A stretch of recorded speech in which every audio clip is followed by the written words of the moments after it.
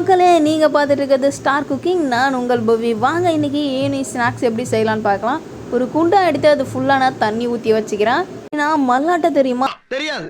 அதாவது வேர்க்கடலை. இதை வச்சு நம்மளுடைய முன்னோர்கள் எல்லாம் ஸ்நாக்ஸாக சாப்பிட்ருந்தாங்க. இப்போ நம்ம வந்து எதுவுமே பண்ணுறதில்ல, அதை சாப்பிட்றதே இல்லை. அப்படி ஒரு பொருள் இருக்கானே நம்மளுக்கு தெரியல. ஈவினிங் ஸ்நாக்ஸாக இதை சேர்த்துக்கிறதே கிடையாது. நான் என்ன பண்ணுறேன், அந்த மல்லாட்டை எல்லாத்தையும் அப்படியே சுத்தப்படுத்தி எடுத்துக்கிறேன். கொஞ்சம் கொஞ்சமாக அதை கழுவிக்கிறேன். ஏன் அப்படின்னு பார்த்தீங்கன்னா, அது மேலே இருக்க மண்ணெலாம் இருக்குல்ல, அந்த மண்ணெலாம் கொட்டுறதுக்காக. கொட்டி முடிச்சதுக்கப்புறம் ஒரு இட்லி குண்டா எடுத்துக்கிறேன். உங்கள்கிட்ட என்ன குண்டான் இருக்கோ அதை எடுத்துக்கோங்க. அதை எடுத்துகிட்டு அந்த இட்லி குண்டாலாம் அந்த மல்லாட்டையெல்லாம் கழுவி வச்செல்லாம் அதை எல்லாத்தையும் எடுத்து அதில் போட்டுக்கிறேன். வேர்க்கடலைன்னு சொல்லுவாங்க, எங்கள் சைடில் மல்லாட்டைன்னு சொல்லுவாங்க. உங்கள் சைடில் இதை என்னன்னு சொல்லுவாங்கன்னு மறக்காமல் கமெண்ட் பண்ணுங்கள். ஆபீஸ் போறதுக்கு டைம் ஆகி போச்சு, நீங்க வேற ஆள்கிட்ட கிட்ட தெரிஞ்சுக்க இருங்க. நான் எல்லாத்தையும் சுத்தப்படுத்தி அழகாக அப்படியே எடுத்து அந்த இட்லி குண்டானில் வச்சுக்கிறேன்.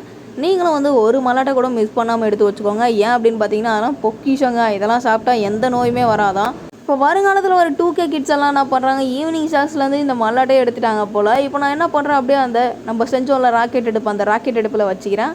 வச்சுட்டு இதில் தேவையான அளவு உப்பு போட்டுக்கிறேன். உங்களுக்கு எவ்வளோ உப்பு தேவைப்படுமோ அவ்வளோ போட்டுக்கோங்க. சில பேர் வந்து அரை உப்பு தான் சாப்பிடுவாங்க, நாங்களுமே அரை உப்பு தான் சாப்பிடுவோம்.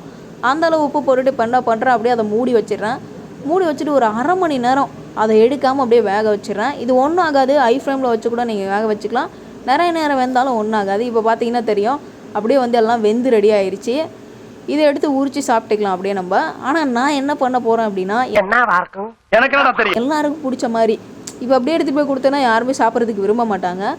நான் என்ன பண்ண போகிறேன், இந்த சுண்டல் மாதிரி பண்ணுவாங்க தெரியுமா? நிறைய பஸ் ஸ்டாண்டெல்லாம் பார்த்துருப்பீங்க, கையில் சுண்டல் பிரித்து விற்கிற மாதிரி விற்றுட்ருப்பாங்க. ஆனால் அந்த மாதிரி நம்ம வீட்டில் செஞ்சு கொடுத்தா எப்படி இருக்கும்?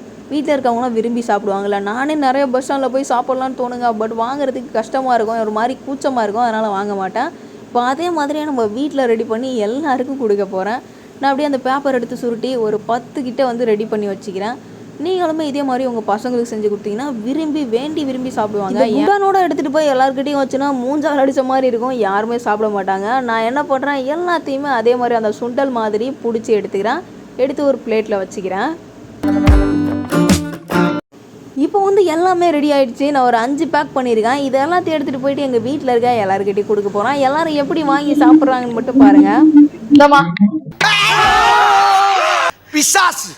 பிசாசு மாதிரி பின்னால வந்து சுரண்டி பயமுறுத்தேடா. உள்ள போய் குடுத்துடலாம். உள்ள என்ன கோலத்துல இருக்காங்கன்னு தெரியல. பொத்தி பொத்தி வளர்த்த புள்ள மேகலை, அதனால அதுக்கு வெக்க விட்டு போகல.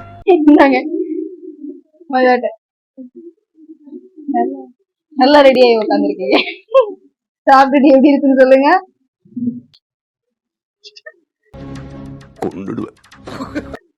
நல்லா இருக்கா? வெற்றிக்குரிய போட்டுக்கோங்க. 2 பேரும் சேர்ந்து வெற்றி குறி பண்ணுவோமா?